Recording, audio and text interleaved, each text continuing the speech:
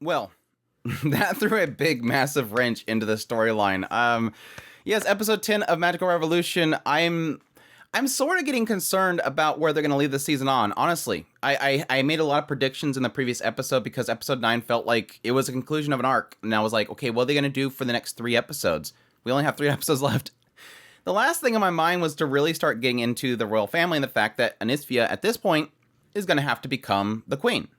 The concern that I think the reason why that wasn't in my immediate thought is because, honestly, that feels like the overall story. Like the end game is going to be, is she going to be queen or not? Is she going to revolutionize the kingdom itself and be this queen? But the concern that I really had in saying that's going to be the next arc to finalize this season is because that's a big, massive can of worms. We're talking about a lot of stuff is going to have to happen in order to have some sort of good conclusion. But again, episode 10 pretty much says that's where we're going. Opening it up right off the bat. Anisphia is now next to be on the throne. I mean, again, technically it makes sense because Algard is out of the picture. Who's going to go to? It's got to go to Anisphia. But again, the fear here is that do we have enough time to get in that? Now, I am very intrigued by what they're essentially insinuating in this episode that direction is going to be. That is going to be a very interesting way to take this whole thing. Because yes, this episode is two-parter. One is the perspective of Anisphia, and that the fact that she has now taken on this role, she's giving up everything. And that's sort of what they get into from Euphyllia's side, is that yes, Anisphia looks sad. Tilty knows she looks sad. Her face, something wrong with it. She is obviously upset and she's hiding it. Anisphia is giving up everything for the good of the kingdom. She realized, I just got rid of Algard. What's next? I have to be the queen. I'm going to have to give up everything. I got to distance myself from people around me, and I need to give up everything I've been doing. Giving up her desires to have magic. Giving up magicology. She is essentially, in this episode, given up everything that she's built her life around. Everything. She is discarding it for the sake of the kingdom, which, much to our surprise, apparently is the same thing that the king went through. The king wanted to be a gardener. He wanted to be a commoner. He wanted to just enjoy experimenting with plants and enjoying plant life. And he gave up all that to become king. Or technically it was to stop the rebellion that was happening. The nobles were rising up against his father, and he decided to discard everything to stabilize the kingdom itself. He did it for the people. Anisphia is doing the same thing her father did. Now, the big can of worms is around Euphyllia. That part is super interesting, and it's going to open again. I don't know how they're going to do it in 2 episodes unless they're just going to scratch the surface and then finalize it. Because what it seems like is episode 11, I believe, is going to be the story of the king. Episode 11, at least half of it is going to be the story of the king. What he went through, him quelling the rebellion itself, and I think I'm going to get into my theories on all that stuff in a minute. And then maybe the second half of the episode is really Euphyllia deciding what she wants to do in order to stop this situation. And then wrapping it up at the final episode. I hope this writer has something in line. The studio's doing a great job. The pacing has been fantastic for the series so far. I don't have doubts in the writer and the directors and everybody, but I'm still concerned. I'm still concerned, and I think that's more in the idea that I don't know how much is really here to dive into right now. They could scratch the surface, conclude things, and then go into the light novel, hopefully a second season or whatnot. But yes, from Euphyllia's perspective, obviously, she wants to support Anisphia. But at the same time, she's supporting the Anisphia that doesn't want to be Anisphia. That's the problem that we're building up in this first part, is she's going, I'll support you. It's okay. Anisphia's like, no, don't worry about it. I'll handle it. Euphyllia wants to help her be in good terms with the nobles. She's offering her help to be a mediator. But Anisphia doesn't want to get her involved. She knows how nasty this is. She knows how cutthroat these nobles are. She doesn't want Euphyllia to have to suffer like she's suffering. And again, Euphyllia is trying to support her in what she doesn't necessarily want to do. So we have a couple of issues that are kind of building up with this beginning scenario. The only one that's pointing it out, the only one that's willing to point it out, is Tilty. Tilty's the only one that's able to speak out and say, you don't look right. This isn't right. Okay, fine then. Do what you're doing. I don't want to have anything to do with it. Don't come to me and complain when it's all said and done. Tilty leaves, walks away from the situation because she can't bear to see the pain. Tilty can't bear to see it. She walks away. Ilya just silently stands by. Euphyllia wants to support but support the wrong side, she would love to tell Anisfia, just walk away, but she can't. She wants to support her, and she feels that's the way to support her. And I love that the turning point really is in Euphyllia's conversation with Ilya, because Ilya kind of reveals everything to her. But what Ilya is mostly saying here is that there's a difference between having power and being forced to use it. This is something that Anisfia doesn't want. She doesn't want this power. She doesn't want this responsibility. She doesn't feel, she's not fit for it. That's what, Ilya says, and I kind of agree with it. She's not fit to have it. This is something that will break her, I think, is another kind of way that I was going with it that they didn't really say. This is something that's probably going to break Anisfia. And it sort of is, in that the fact that we see that she's given up everything that she's loved. And even when we see that they went out to the blacksmith, she's loved by the people. She loves being there, but she can't anymore. She's got to give up that as well. Everything Anisfia loves, she's going to have to give up. And that's the breaking point.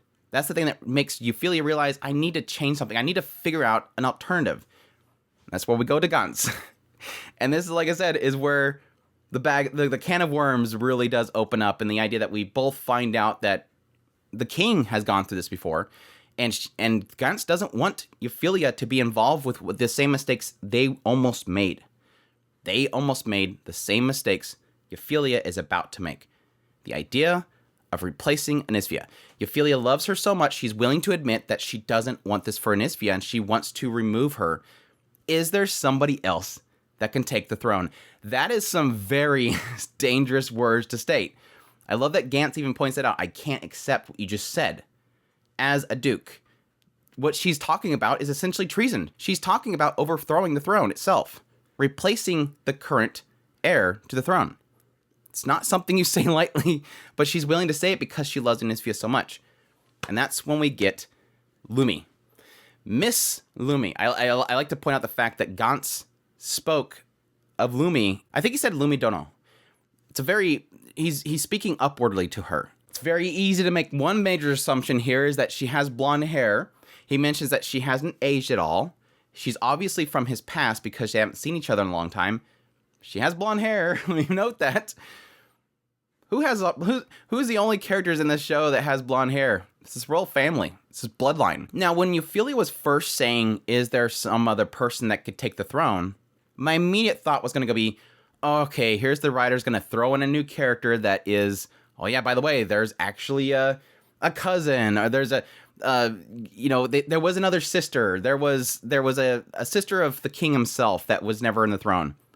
Assume that was going to be the case. Now, it's sort of opening the door to something else with Lumi, but I still think that is a possibility. I think there's two possibilities that are being built here, and one is that Lumi is a sister of the king. She could take the throne. She has a massive pact and favor with the fairies because the spirits around Euphyllia left. They immediately went to her side, went to Lumi's side. The spirits favored Lumi more than Euphyllia. So she's obviously probably very important. He says that she's a contractor. She's a spirit contractor. That could mean that this is like a group of people that is the closest to the spirits themselves, but they're not royal bloodline, and so they're the ones that handle a lot of that stuff around contracts. But again, being blonde hair, having such favor of them, makes me believe that she is royal blood. But I don't think that's the direction they're going. They could talk about that later. Maybe later on, Euphyllia comes to find out through this story, oh, so Lumi is the royal family. You should take it. She's like, no, I don't want to. I'm too tied in with the spirits themselves. I don't age. I'm going to stay with the spirits.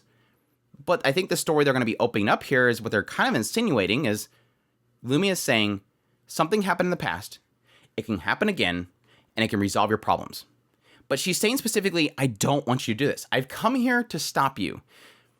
What Lumi is doing here is she's assuming there's going to be a power struggle and that Euphyllia is going to initiate it.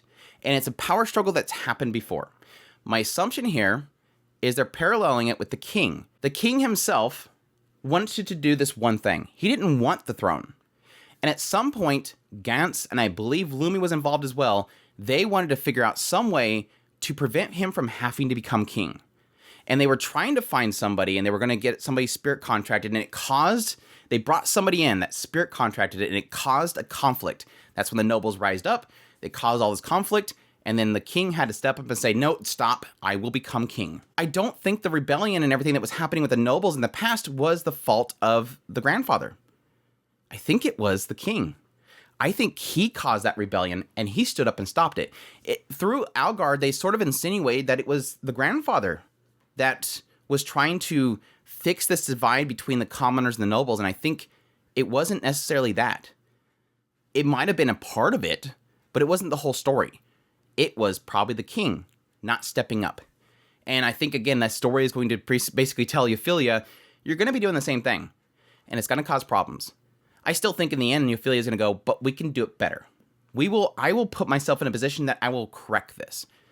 But I think what they're sort of insinuating right now is that, and I think it could take it in a really cool direction. The idea that Euphyllia, because she's so close to the spirits, she could easily make a pact with a greater spirit.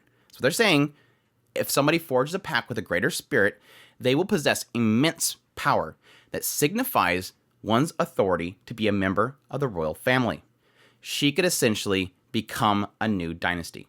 She could rise up and take over the throne, despite the fact that she's not a part of the royal bloodline.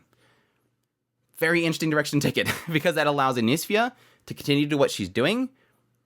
Her wife is going to be Euphyllia. Euphyllia will take the throne. She will take all that burden upon herself. She's good at it. She's good at that. If you think about it, Euphyllia has trained her entire life to be a queen. So she's the most fit to become queen. All she has to do is make this pact. But again, the problem lies in that, will people accept Euphyllia? And I think that she's so well at speaking. She's so well at appeasing the people. She is a great speaker. We've seen that with the whole speech in front of the council. She nailed it. She could easily take the throne if she wanted to. But there's still going to be people that are going to be against it, and she would have to build relations in order to offset a possible rebellion against her taking the throne. And yes, would the king be okay with it? Would Anisfia be okay with it? I don't think Anisfia would be okay with it, because she knows how nasty this world is. From the beginning of this episode, she literally told Euphyllia, don't get involved. It is not your problem. I'll handle it. Just continue being who you are. She was trying to save Euphyllia from the suffering she's going through and what would be suffered going through with this whole situation. So, massive can of worms. Massive can of worms. And again, I'm really scared of how they're going to handle this, how they're going to conclude this with just, again, 2 episodes. Unless they immediately announce another season, and I would be perfectly open to that. I don't know if they have enough content in order to be able to do that, but yeah, I'm sort of excited about this. I think this is a really cool story to go into, and it completely surprised me. Again, my predictions last episode was, they'll have Anisfia, the dragon gets out of control within her, and they have to fight it and stop it and bring her back to her senses. Now, we're just going to go straight into the royal family, and the fact that Algard's gone and that she has to take this throne. And oh yeah, by the way, she's going to have to bring in consorts because she needs to have a child. They need to continue the bloodline. All that stuff is crazy. And yes, don't want to forget to mention it. The whole reason why Euphyllia is pushing this hard and goes to her father is because she said it. She loves her. She loves her. That was good. That was a good little confession there. We finally got our confession from Euphyllia. Tilty's like just no nonsense. She's like, why would Anisfia have to become queen? Just have them adopt a noble child. That's all the shit they have to do. Just do that and they can have a bloodline there. It's not that big of a deal. Of course, she could have been responding to the fact that she wants Anisfia to do that rather than having to bring in a consort. But again, Tilty's perspective is she knows Anisfia is in pain now. She doesn't want her to become queen. I like that Euphyllia kind of won over the blacksmith. The moment he's seen her using magic, he's like, whoa. She's like, oh yeah, now you know why I like her so much, don't you? She's so beautiful when she's using her magic. The other interesting thing that was noted here is that Lumi said that making a contract with a greater spirit was not as good as you think, because Euphyllia immediately jumps on it. She said it's not as good as great of a thing as you think it is. I don't know if that's an aspect that maybe Lumi made a contract with greater spirit. I think, again, she was positioning herself to actually take over the throne from the king, and then everything happened. So my assumption there is that Lumi maybe is somebody that has contracted with a greater spirit. It has affected her life. It maybe made it to where she doesn't age, but I think it also isolated her. Something about it was not good, and I think that's going to lead into the whole story. So it could be an aspect of it changed you physically, or, again, it's just going to lead into the story itself, because it sort of kind of leads into it, and the idea that if you make a pact with a greater spirit, it's going to ruin everything in the kingdom itself. We've gone through it. Anyways, episode 10 of the Magical Revolution was fantastic. Love it to death. 2 more episodes. I'm heartbroken. I don't want this show to end. We need an announcement for another season very quickly, or I think I'm already going to buy the series. I really do want to get into the source material and really dig into it because it's so good. It's so good. But anyways, I hope you guys enjoyed my video. As always, if you did, make sure to hit that like button down below, comment. Let me know what you thought of the episode. Again, if you're from the source material, I don't need answers on any of this stuff. Just, it's all speculation. It's all fun. But additionally, if you're new to the channel, make sure that subscribe button so you get all my content. I do news, reviews, first impressions, top list. If it's anime, it's pretty much here. Additionally, if you want to support the channel more, we have a Patreon link, tips link, super thanks button down below. I greatly appreciate everybody that supports the channel. You guys mean so much to me, and I'll take care.